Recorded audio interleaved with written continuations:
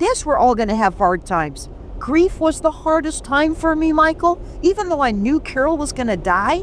But still, oh my gosh, a loss of not having her here after 40 years. I had a meltdown yesterday, and it's still emotional for me now that she is in heaven. I am an independent single woman. I'm not just a widow. I'm an independent single woman wanting to give what I can give to make our world better.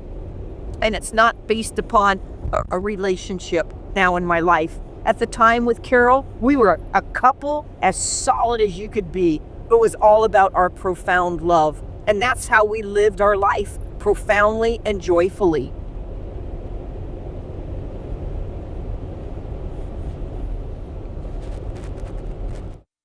Renee and her staff were just phenomenal. Of course, Carol's in her powered chair, and they don't quite have the best handicap accessibility. They have an elevator, but it was very awkward. And so when I went in and talked with them, they were more than willing to come out to the car with the paperwork that needed to be signed by Carol for the documentation for our wedding, for our marriage license. So they were just so good about it, you know? It's nice when you run into people that don't give you a snag about something. They just want to help you. They want to be there for you. Sounds like that happens in your life too, huh?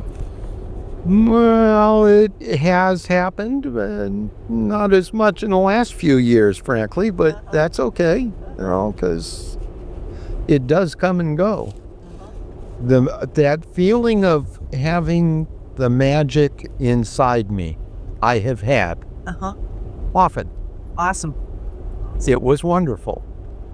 That feeling of rouge à dés, like I ain't never been here before, has also occurred, and more frequently in the last few years, and that's okay too. Well, and I told you, those are learning. Took me into your studio office the other day. You know, I mean, I know my eyes just bugged out of my head, and I'm going, oh my gosh, I didn't say it right away, but it's like, I've been here before, Michael. I've been in this office. You said that. Oh my God, oopsie. And when you said it, it blew me away that when that you said it, I noticed the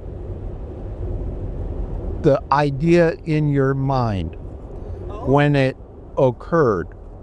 And it worried me because I was wondering what's going on, because you were clearly looking like there was something interesting going on in your head that I didn't understand at the moment. Right. And so it was pretty weird and amusing later on when you said that, and I realized, oh, well, that's got to be what I saw. Yep.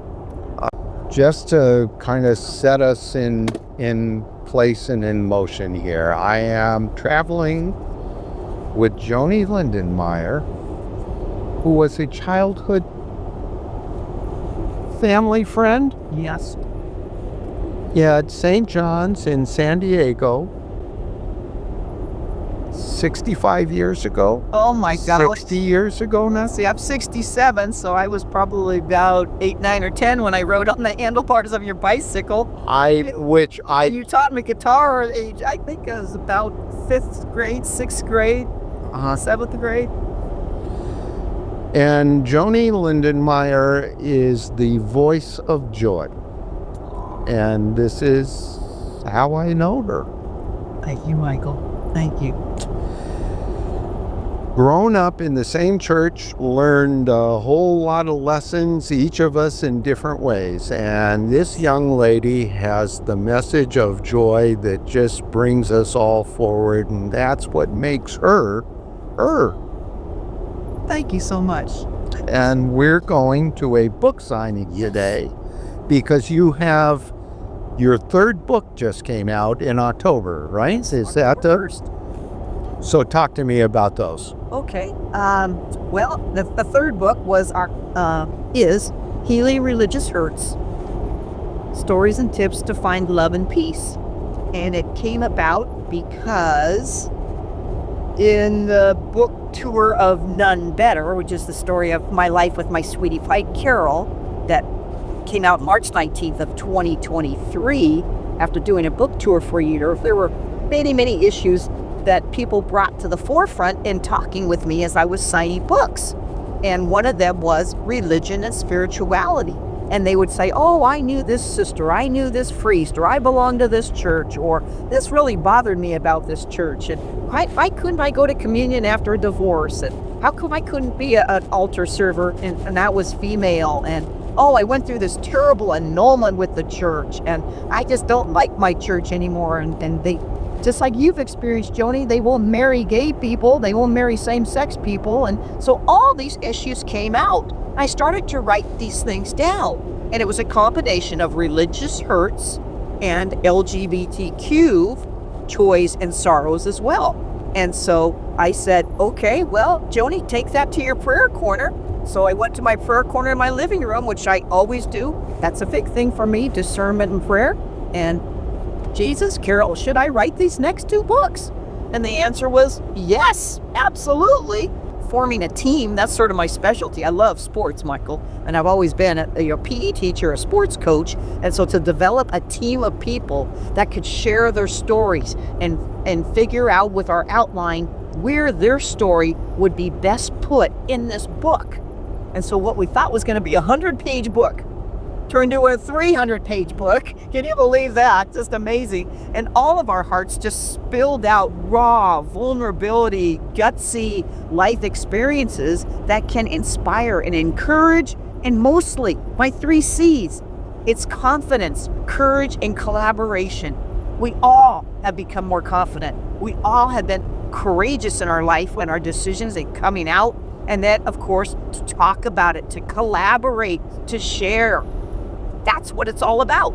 So, just last week, can you believe this? Last week, Q Spirit Christian Books globally presented both books, LGBTQ and Healing Religious Hurts, in the top 24 in 2024. Think about that. Globally, Christian books. My 2 books. It just blows me away. And it just adds to what happened to None Better. None Better, 4 months after it was published, it became an Amazon ebook bestseller at number 24 for 4 months in a row. And then it got the 2023 LGBTQ Christian Book Award as well. So it's like, I just feel like I'm on this mission or this ministry to touch hearts, share thoughts, share ideas, share pains, and share the joys, because we can all get through stuff in life, I guess is really what it is, to get through stuff when we hang on to each other and hang on to Jesus, because Jesus is alive and well and kicking. And that's what it's all about, Elfie. The success of the second and third books were not surprised because they followed the success of None Better. I never looked at it that way, but yes, it wouldn't have happened without the None Better, that's for sure. Exactly. And will it become an Amazon ebook or Amazon bestseller? I don't know. But you know, books last forever. I think it was a miracle that None Better happened so quickly. But you know, books last forever, and good books really last forever. And so maybe in 1, 2, 3, 4, 5 years, 10 years, 15 years, when I'm dead and gone, Michael, my family, the legacy that they will have of Aunt Joni and of Aunt Carol, will be able to shine in those grand nephews and nieces and their relationships, and it'll just keep on spreading to people all over the world. There's no limit to it.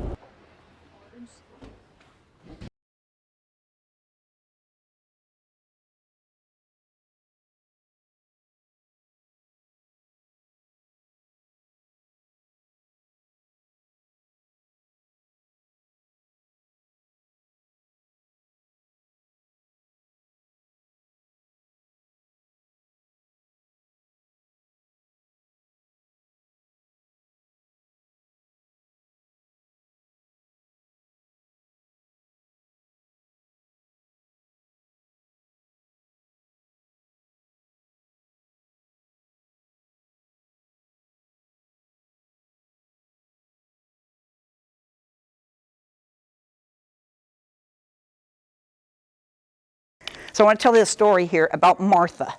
Oh, nice. Martha, 84 years old, and she gave me this pin, with all these rainbow colors. And she came up to me and she said, this is after the presentation, and she said, Joni, can I tell you something? I said, yes. And she looks down and she looks up and then she looks me square in the eyes. I'm lesbian too, just like you. I've never told that to anybody. And she does a little shuffle, She does a little, and then with everybody in the room, I'm lesbian too, like Joni. And she just starts being in the happy, joyful mode. It was unbelievable. About 20 minutes later, she disappears and comes back, and she comes back with this pin. And she goes, I make these pins, but I've never really given them out to anybody. Can I give you a pin? And so she gave me this pin. An 84-year-old person that finally has found her truth in coming out. And I said, do you have anybody to celebrate with? She goes, well, I had somebody in my life and we were together for a long time and I guess she'd be my partner, but I never said that. She was just my best friend. And she passed away about 5 years ago. So she continued to tell me that story. Then I have another story of Christy, who gave me this pin here and said, Joni, you know there's more to just lesbian and gay, lesbian and gay. And she goes, remember to talk about everybody. Talk about everybody. And so whether a person is trans or bi or penny or demi or what pansexual or wherever they are on their sexual identity or their sexual orientation, and that's what I'm doing now. I'm teaching people about that. So we all have an identity. Whether you think you're a man or a woman or a bisexual or a trans, you know, whatever your identity is. And then the next one is orientation. Who are you romantically or intimately liking? It's like a teenager. Who do you like? Who are you falling in love with? Who triggers that within you? You know, what kind of relationships do you want to have? So those two issues are just huge with people because many people, they change their identity or they're still figuring out their orientation as life is going on. So whether you are 14, 15, 16, or you are 84, 94, or whatever, you're still, some people are trying to figure out how that has changed in their life or who they really are. And so that's what has happened with this book here, Joyously Free. And so I'd like to read an excerpt in here, if you don't mind. Am I talking too much? No. Okay. That's what you're supposed to do. That's what I'm supposed to do. Okay, well, you let me know. You let me know if I'm not. Okay, so this book here, I'm going to read an excerpt, but I want to tell you, I'll show you some pictures first. So these are the contributors in this book. And they range from Will, 17-year-old trans, up to Kathy and Doris, and Kathy is 95. Okay, they were both married to husbands, have kids, grandkids, great-grandkids, and then they found each other about 30 years ago.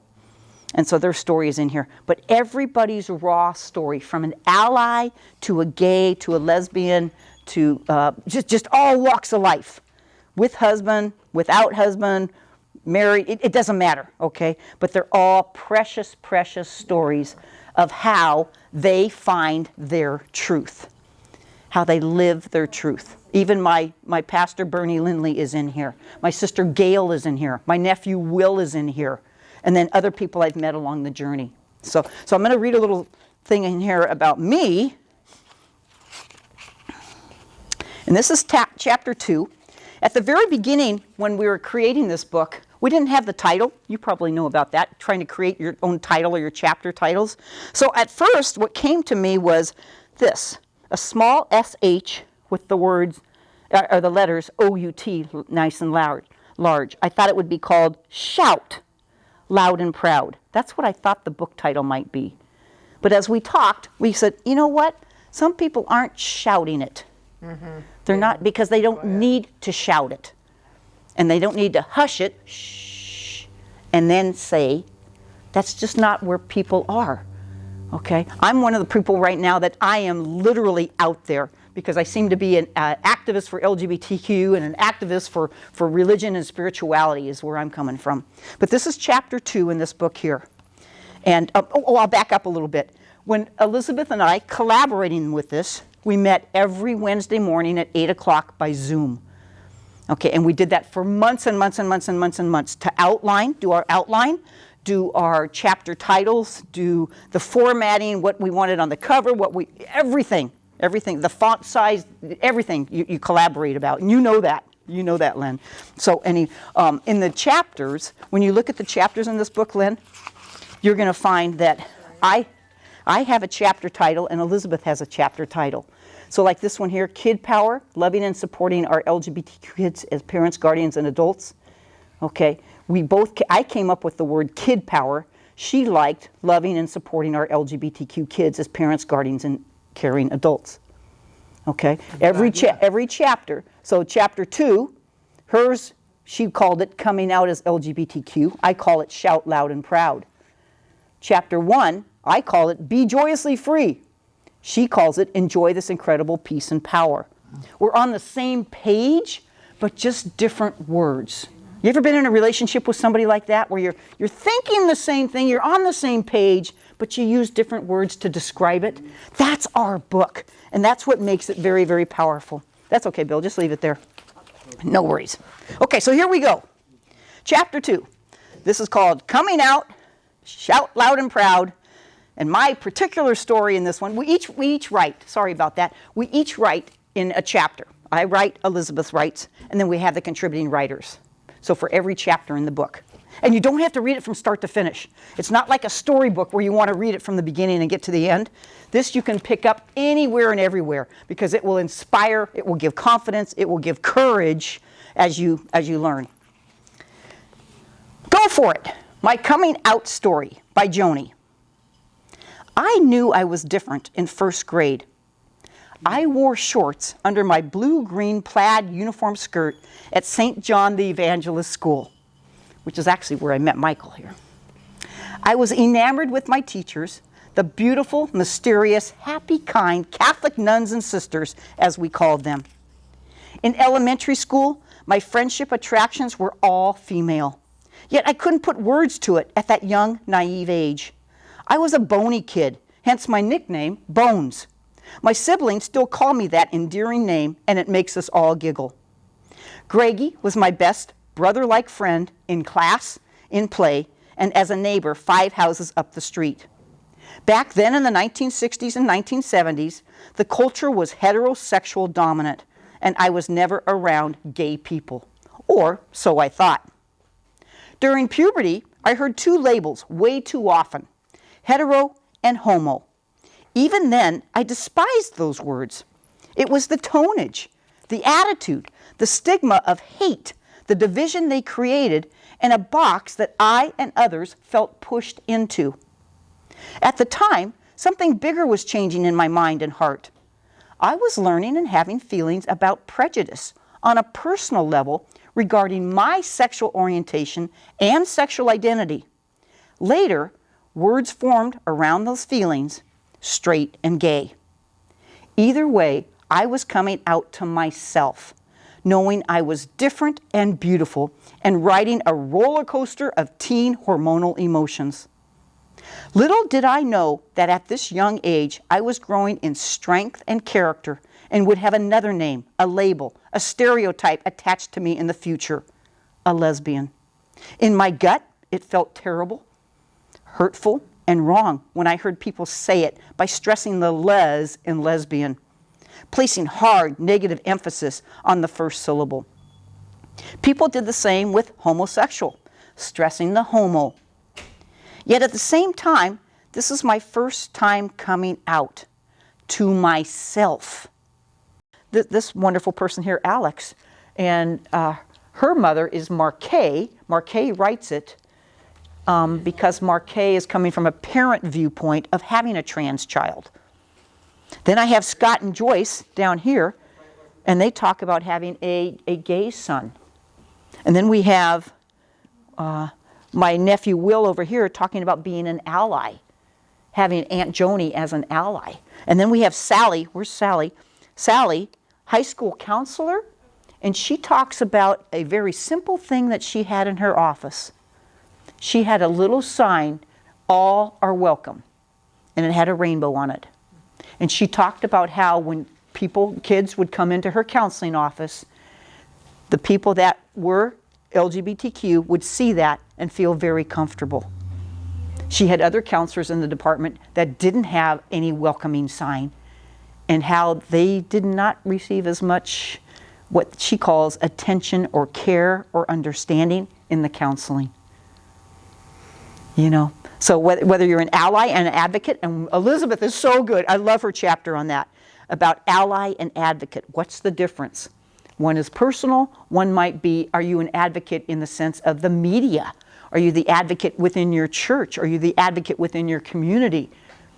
Versus an ally that really truly stands up for you. And the other part I love is Elizabeth, she's a meditation teacher.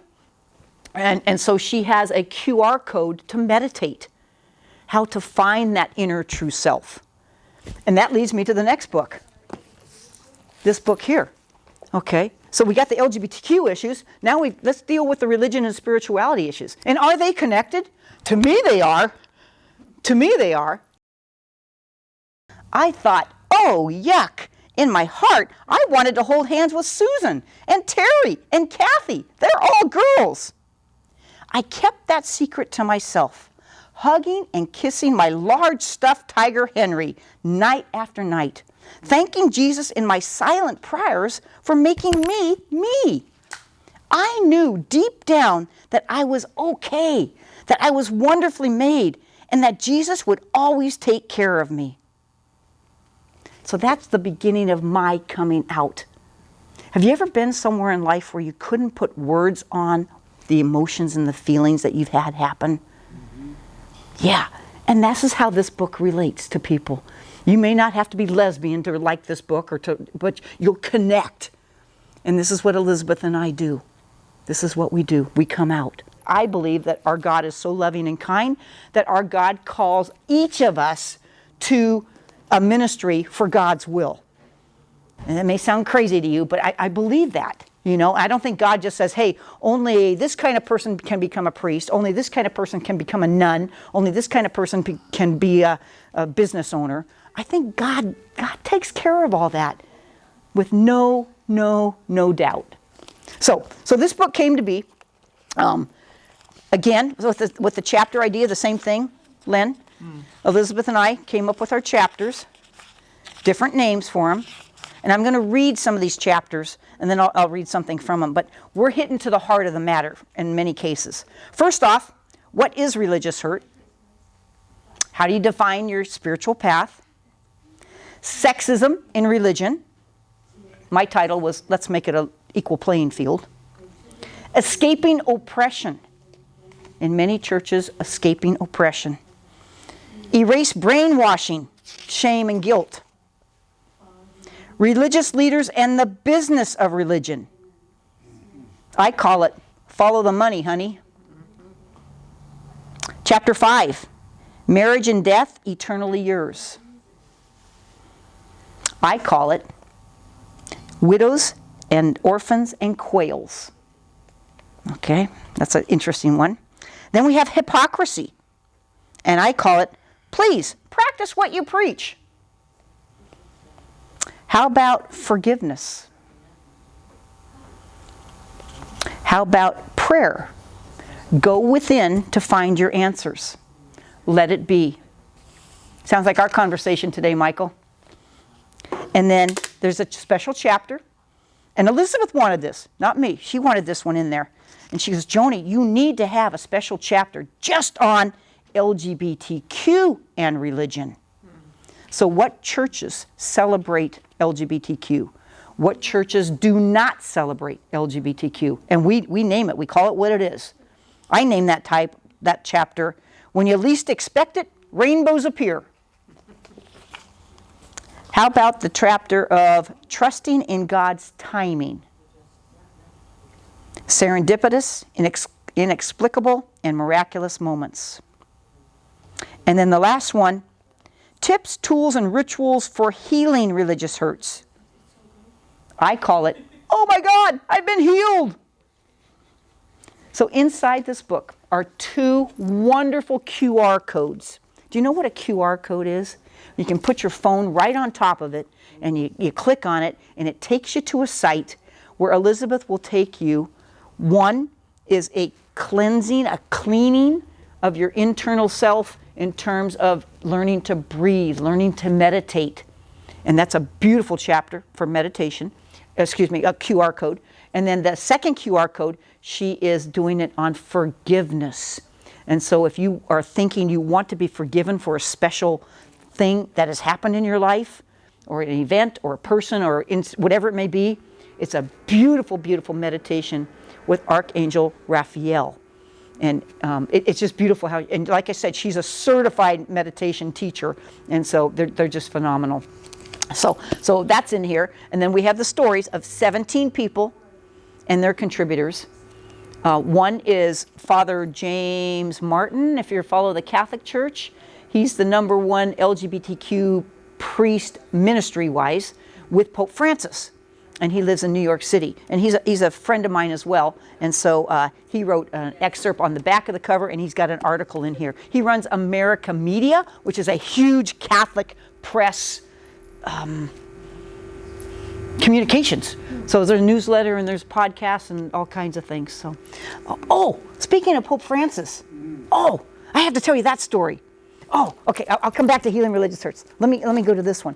I was so excited with this book. I've sent it to almost everybody that you can think in the big world, like President Biden. I sent it to President Biden. He wrote me back a personal letter. That was really cool. I sent it to Pope Francis. And I have no idea if he read it or not. I don't know if he reads English.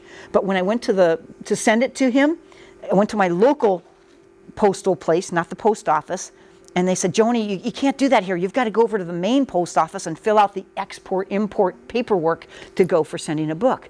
So I go over to my main post office in Brookings, Oregon, and I'm at the counter there, and I said, I'd like to mail this. And I got it all packaged up and everything to Pope Francis. I said, what paperwork do I need to complete? They give me a stack. It's like this big. And she says, step over to the side here, press hard, and fill out every single thing. And I'm looking at it, and it's such small lines and spaces to put information in, if you've ever done that before. And so I stepped over to the side, and I look at it, and I go, oh boy, last name of recipient.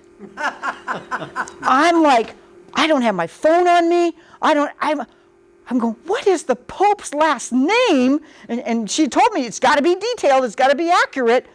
I turn around to everybody in the room there, in line to go up to the counter. Does anybody know the Pope's last name? Heads are shaking. They're looking at me like, what is she doing? And really nobody knows. I'm thinking, well, maybe somebody would get on their phone or something and help me out. I go, okay, no one's responding. I go back and I put Pope. And then it says first name. But that's not, I don't know if he goes by, I don't know if that's his legal, I don't know. And so I said, do you think Francis is the first name? And so they're like nodding their heads. So I come back and I put down Francis. So anyways, it was about a 15-minute episode of me communicating or trying to communicate with people in there to get the answers to fill it all in. It was hilarious. It was hilarious. And so anyways, my vision was when I sent this in March 21st. Book was produced March 19th. March 21st, I'm at the post office sending it to him. So December comes around. This is December 19th, 2023. All of a sudden, my phone, my computer, emails, I am being flooded. Did you hear what happened? Did you hear what Pope Francis did? And I'm like, no, what did he do? He just allowed Catholic priests to bless a gay person. And the question was, is he blessing the union of a same-sex couple, or was it an individual that he was giving permission for the priest to bless? And so it's still under debate. Would you believe that? But my phone was flooded. So what I imagined was that I think this book had something to do with it. I really do. I think that somehow this book got circulated around to this cardinal's office and this cardinal's desk and into this priest's hand. I think that even if you don't read English, like maybe they don't, I think they'll get the picture that love always wins.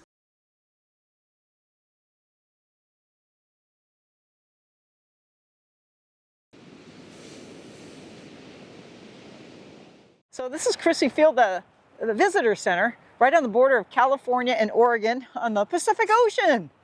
And so years ago, they were figuring out where to put this place, and Carol was on the planning committee to help figure out where it should go. Yahoo, Carol! And so meanwhile, this is one of my favorite stomping grounds.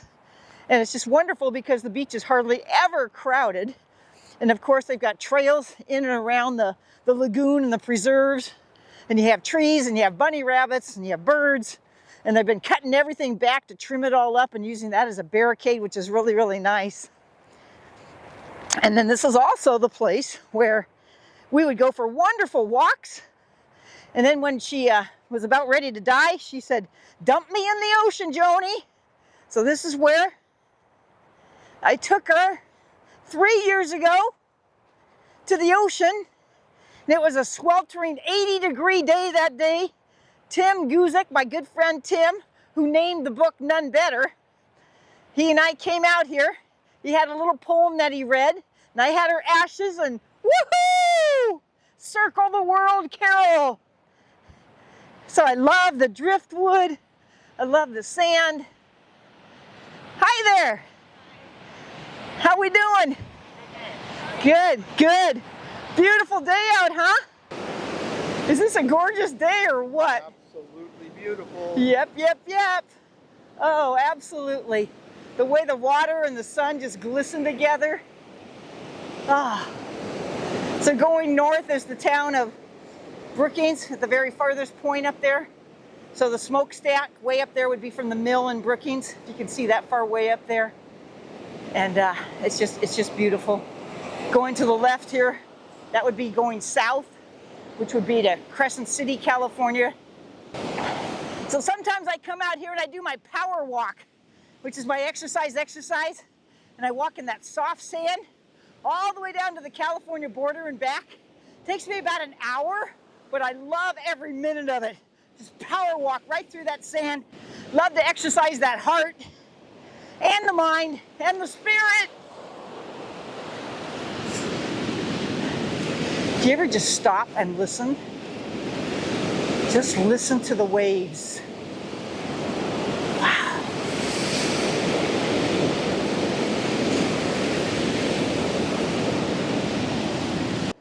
This little light of mine, I'm gonna let it shine. This little light of mine, I'm gonna let it shine. This little light of mine, I'm gonna let it shine, let it shine, let it shine, let it shine. Whew, I love looking at all these rocks. I had the ashes, and it was 80 degrees out, and lo and behold, I walk out into the water with my boots on, and all of a sudden a big wave comes. I am soaked to smithereens. The water's in the top of my boots. You're gonna get run over here, Mike. Watch out for water. You don't mind getting wet? It's cold water. Anyway, so my boots filled with water. And so I'm out probably, 15, 20 feet. And lo and behold, it's like, I got to get back to shore. And I'm all loaded up with the water in my boots. It was hilarious. It was hilarious. So Carol had a good laugh with that one when we let her go. Circle the world, circle the world. Every beach in the world has her on it. And that's so cool. And yes, it's emotional, but it's all good because that's what life is all about, you know? You live a beautiful life, and then you die, and then you live another beautiful life in heaven with so much joy and so much love. And I know she loves me more now than ever, and that's just beautiful. And now I'm moving on. I'm moving on. I come out here every day. I think of her, but I also think of our world. Where's our world going? We've got to take care of each other so much because there's so much hate and discrimination, and from churches to political to all kinds of stuff. And it's like, I don't want to go there. I just want to let people know we can love each other and take care of each other and be with each other. And that's what it's all about. And that's what I wrote the books about. None Better, Joyously Free, Healing Religious Hurts. Hi, how are you? So that's the scoop. That's the scoop. That's what it's all about, Alfie? Oh, that's what it's all about, Alfie. Yep. Oh my gosh. Oh, I just love that sunshine. I just love it. That fresh air. Oh, 62 degrees out here today. End of February or middle of February, 2025. The audiobook of None Better was just completed less than a week ago with my voice. Oh.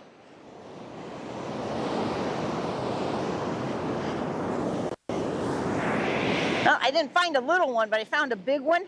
But I would just go out here, and as I was thinking of what to write about in the book or books, I'd collect these rocks and I'd get an idea, and I would just say, okay, stay in my brain, stay in my heart, so when I get back to the car, I can write down a note, get back to the house, put it on my computer, and I would think, oh, that would be a great thing to talk about in such and such a chapter. And it was so fun to collect all these rocks. Oh, here we go. Here we go, right here. That would be an angel rock. A small little piece of rock on the soil, on the beach. And I would collect hundreds of these. Absolutely hundreds of these.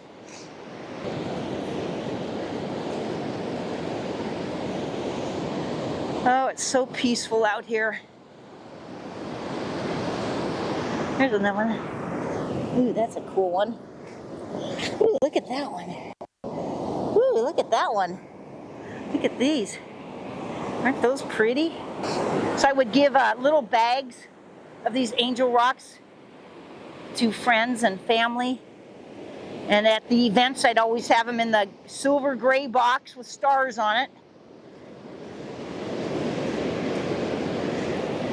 You know, and they just remind me so much of diversity. All the different colors, shapes, the texture of them. They just remind me of diversity. Just think, all these rocks are like people in the world. Everybody is unique and different, and to be celebrated that way. That's what that means to me. All these rocks. Look at this one. Isn't that cool? Isn't that cool? That's a beautiful red one with a marble white on it. Oh, look at this one. Look at that one. Oh my gosh. And you can find all kinds of agates too at times. Oh, look at this one. Oh, look at this agate. Look at this agate. And you can see it when you can look right through it when you hold it up to a light. And you can see right through it. And that's the coolest thing about life, isn't it? Sometimes you see things so clearly. And that's what I call, I'm beyond the veil of heaven and earth. I'm just all spiritual. When you can see right through it, know the heart of a person, know your own heart, and what your mission in life is. I just love that. Look at that. Oh my gosh, it's beautiful. You can see right through it.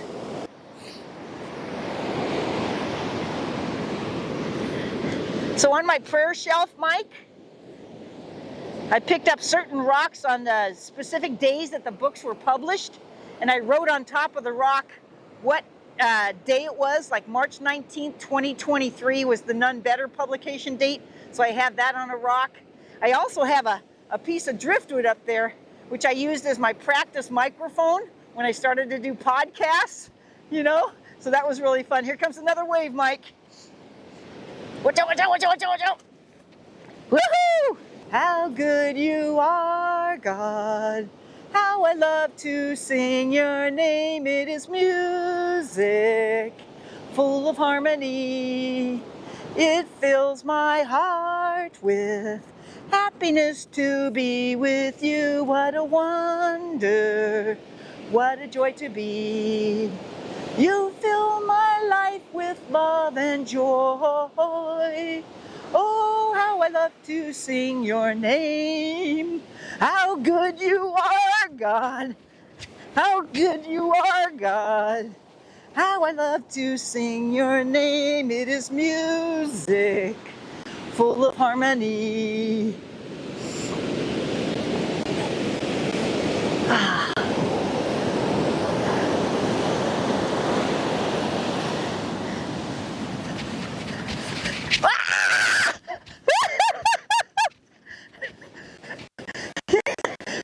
I got it on that one!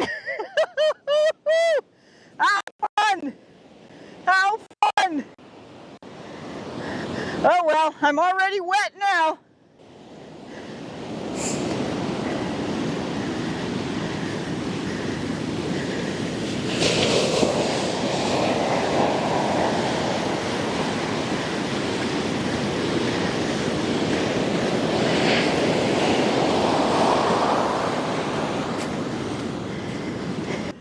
Everybody, I want to thank everybody for ordering the None Better audiobook on Amazon Audible.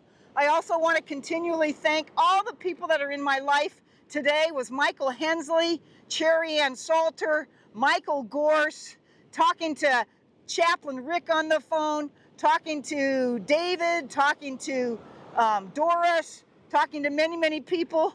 And it's just so thankful for everybody. I love you.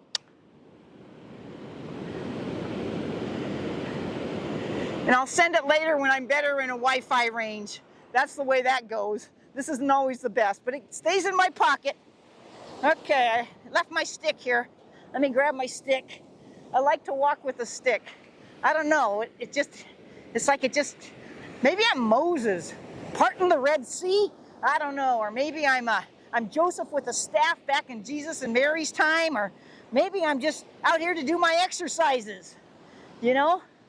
Either way, you can do a lot of things with a stick, and it's just, life is so beautiful. And wonder where this stick has come from. What tree went down a river and ended up on an ocean? How many people have stick homes? How many people don't have homes? And so, oh Jesus, I pray for those that are unhoused, and that our community can figure out what to do and how to help people. Hopefully, Jesus, you can give us all the answers we need and all the people with the resources, whether that's money, time, or energy. Jesus, keep helping us. Keep helping us every day. And there's lots of... Thanks, Mike. Rule number 1, Joni, don't put your back to the ocean. I messed up my own rule there, huh? In fact, the very first retreat on a beach I went with was with Carol. I was a novice, and they gave permission for us and for her to be my spiritual director on this 7-day retreat down in, oh boy, where was that? Like Manhattan Beach or something. And it was just wonderful having that time with her, and yet we put our prayer time to work. We didn't have to talk to each other all day long. You know, we had 4, 5, 6, 7 hours of silence where we read or we prayed or we walked or whatever we did alone.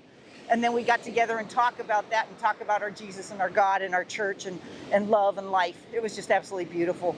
That's probably one of the things I want to do this year in 2025 is go on a beautiful retreat. Even though this feels like a retreat, but to have a spiritual director, somebody you can connect with to help with that. Some people call that therapists or counselors. I call them a spiritual director. So always improve yourself is the way I look at it, and I want to keep improving. I want to keep reading. I want to keep hanging out with a variety of people. Oh my gosh, I'm just mesmerized by the ocean.